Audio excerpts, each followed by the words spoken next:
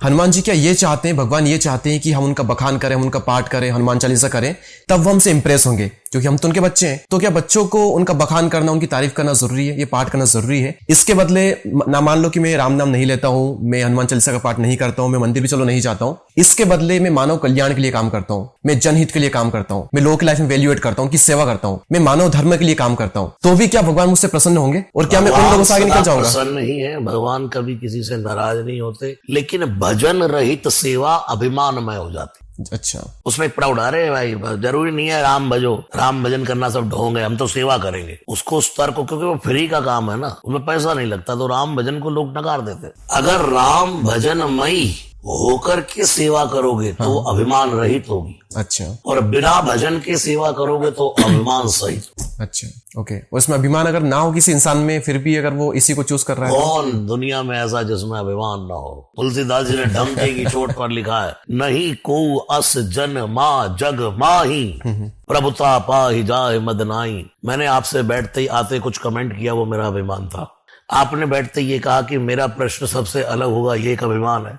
आदमी कहता है सेवा मेरी, कहीं ना कहीं मैं शब्द आते ही अभिमान आ जाता है। हाँ, मैं बकरे ने मैं करी तो तुरंत कटायो शीस, मैं ना करी तो मोल भयो 10-20। तुलसीदास जी ने डंके की चोट पर कहा है, नहीं को अस जन्मा जगमाही, प्रभुता पाहि जाहि मद नाही। यूट्यूब से पैसा आना शुरू हो जाए, अभिमान आना शुरू हो जाता है। समाज में लोग महाराज जी कहने लग जाए, अभिमान आना शुरू हो जाता है। बहुत बचने की जरूरत।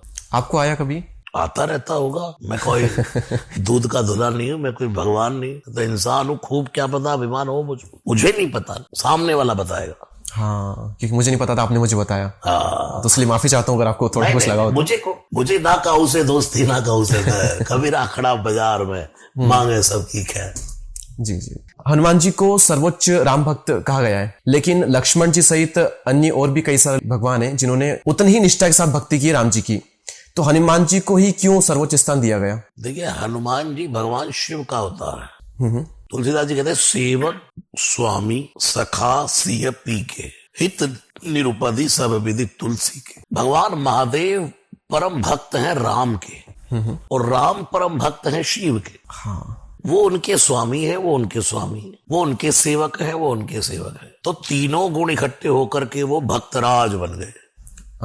और दूसरा, एक परिवार का सदस्य नहीं है वो श्री हनुमान जी, वहां भ्राता है। तब हनुमान जी को वो सब उपाधियां दे दी। बेटा भी मान लिया, सुंदरकांड में सीता जी ने कहा हनुमान को बेटा। फिर राम जी के पास जब चूड़ामणि लेकर गया तो राम जी ने कहा, सुन सुत तो ही उऋण मैं ना आए। राम जी ने भी बेटा स्वीकार कर लिया।